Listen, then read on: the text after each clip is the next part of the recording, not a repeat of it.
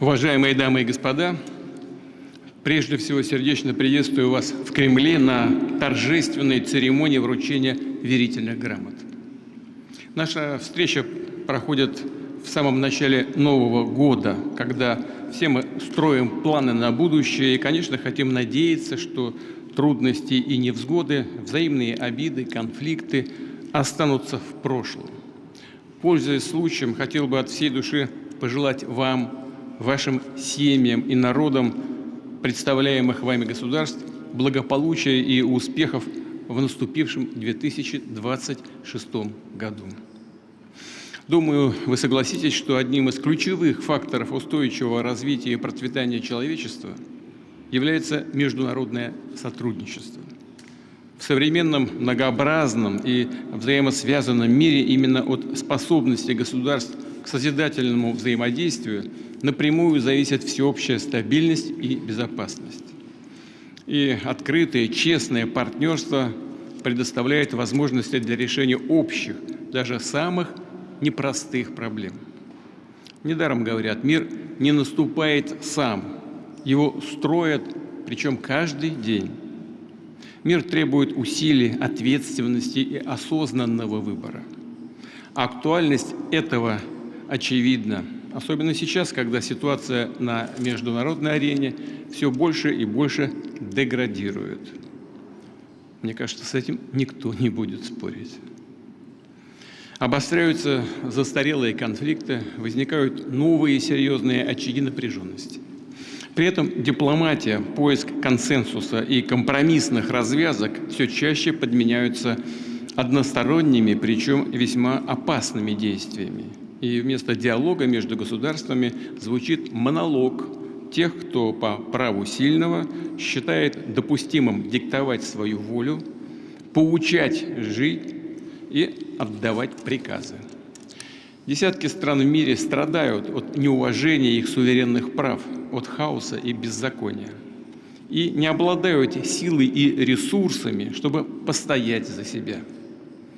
Разумный выход из этого положения видится в том, чтобы более настойчиво требовать соблюдения международного права всеми членами международного сообщества, а также оказывать реальное содействие пробивающему себе дорогу новому, более справедливому многополярному миропорядку. Миропорядку, в котором все государства имели бы право на собственную модель роста, на то, чтобы самостоятельно, без влияния извне, определять свою судьбу, сохраняя самобытную культуру и традиции. Отмечу, что Россия искренне привержена идеалам многополярного мира. Наша страна всегда проводила и будет проводить взвешенный, конструктивный внешнеполитический курс, учитывающий как наши национальные интересы, так и объективные тенденции мирового развития. Со всеми партнерами, заинтересованными в сотрудничестве, мы настроены поддерживать по-настоящему открытые и взаимовыгодные отношения, углублять связи в политике, экономике, гуманитарной сфере, сообща противостоять острым вызовам и общим угрозам. Россия выступает за укрепление ключевой, центральной роли в мировых делах Организации Объединенных Наций, которая в минувшем году отметила свой юбилей. 8 десятилетий назад наши отцы и деды, прадеды, победив во Второй мировой войне, смогли объединиться, найти баланс интересов и договориться о фундаментальных правилах и принципах международного общения. И зафиксировали их в Уставе ООН во всей совокупности, полноте и взаимосвязи.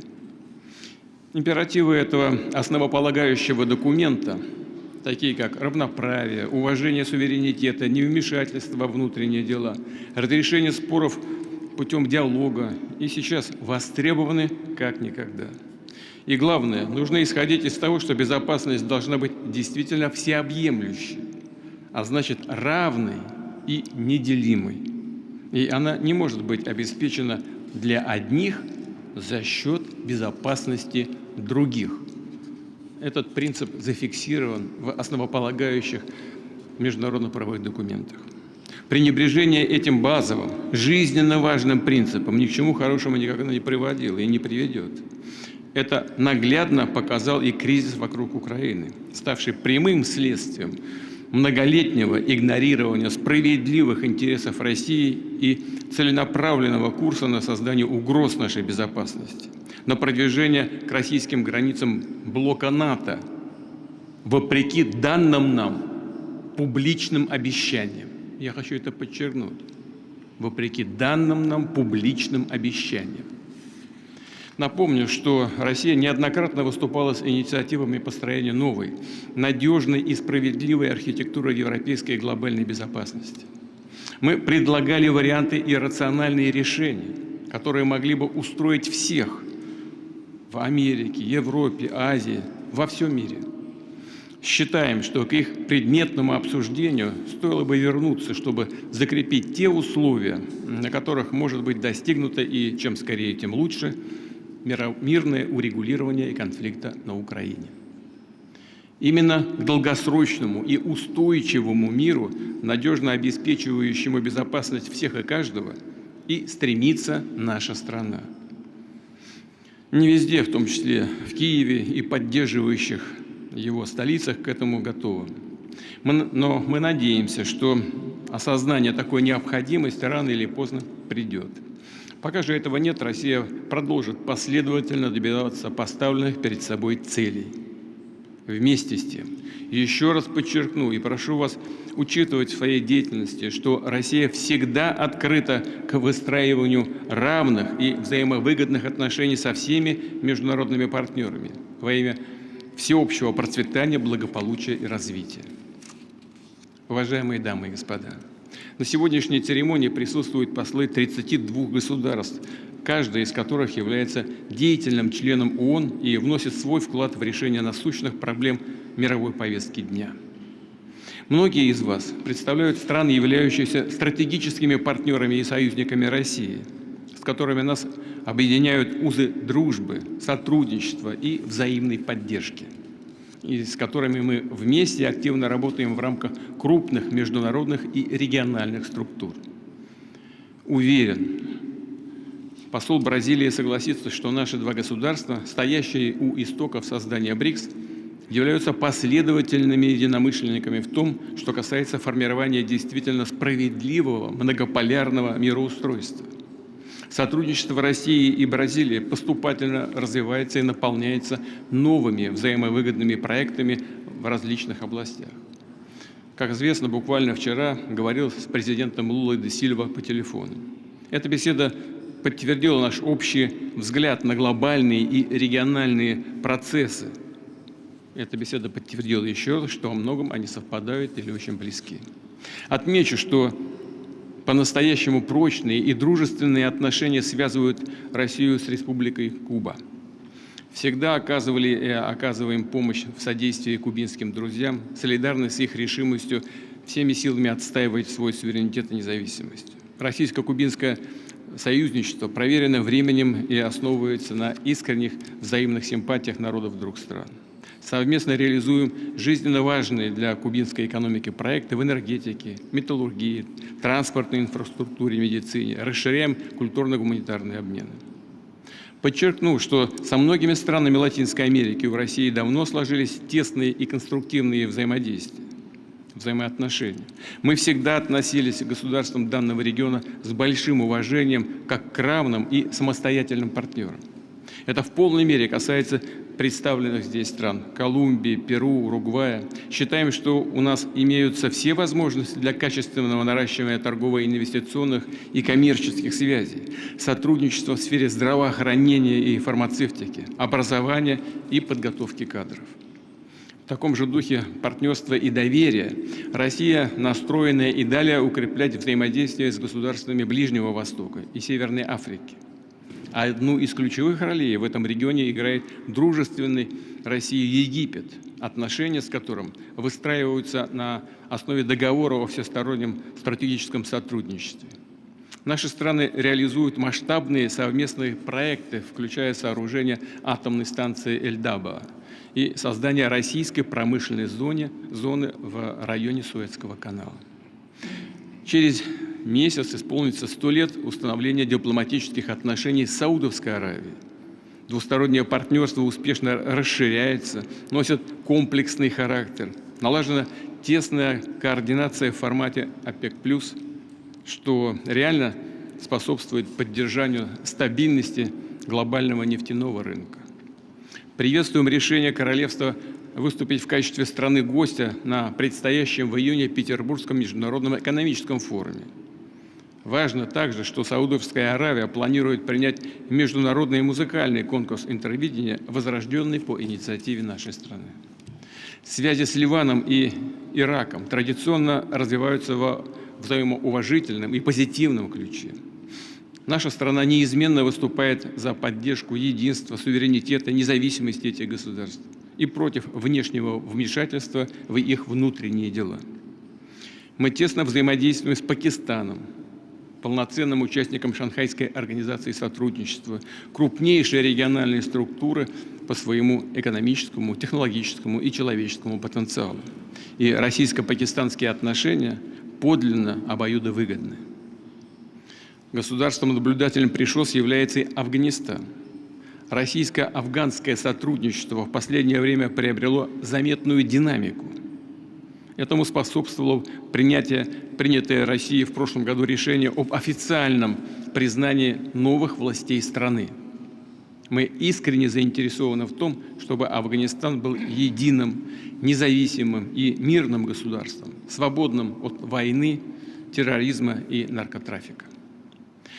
Весьма эффективно продвигается наше взаимодействие со Шри-Ланкой, Бангладеш и Мальдивской республикой. Мы успешно развиваем контакты в таких традиционных отраслях, как туризм, рыболовство, сельское хозяйство и энергетика. Настроены наращивать сотрудничество и в других представляющих взаимный интерес сферах. На сегодняшней церемонии присутствует большая группа послов дружественных стран Африки: Сомали, Габона, Сенегала, Руанды, Мавритании, Алжира, Ганы и Намибии. Россию связывают со всеми государствами континента отношения подлинного партнерства, поддержки и взаимовыручки. Основы этих отношений закладывались еще во времена борьбы африканских народов за свободу и независимость. Наша страна внесла существенный вклад в избавление стран Африки от колониального гнета, в становление их государственности, в развитие национальных экономик, социальной сферы, в подготовку и оснащение вооруженных сил. И мы неизменно нацелены на расширение взаимных политических, экономических, гуманитарных контактов. Продолжаем оказывать помощь и содействие африканцам в их стремлении к развитию, к активному участию в международных делах. Все эти вопросы предметно обсуждались на Российско-африканском саммите в Сочи и Санкт-Петербурге, на состоявшемся месяц назад в Каире заседании форума партнерства Россия-Африка на уровне министров иностранных дел.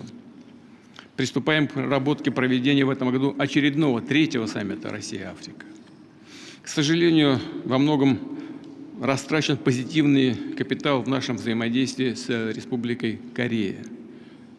А ведь раньше, придерживаясь прагматичных подходов, наши страны добивались действительно хороших результатов в области торговли и бизнеса. Мы рассчитываем на восстановление отношений с республикой.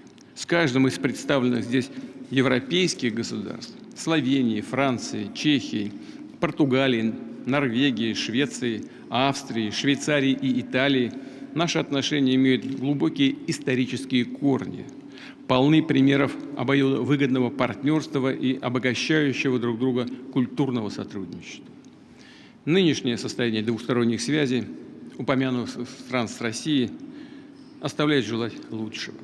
Диалог и контакты отнюдь не по нашей вине, хочу это подчеркнуть, сведены к минимуму, как по линии официальных, так и деловых и общественных кругов.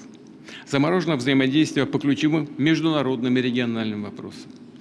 Хочется верить, что со временем ситуация все-таки изменится, и наши государства вернутся к нормальному конструктивному общению на принципах уважения национальных интересов, учета законных озабоченностей в сфере безопасности.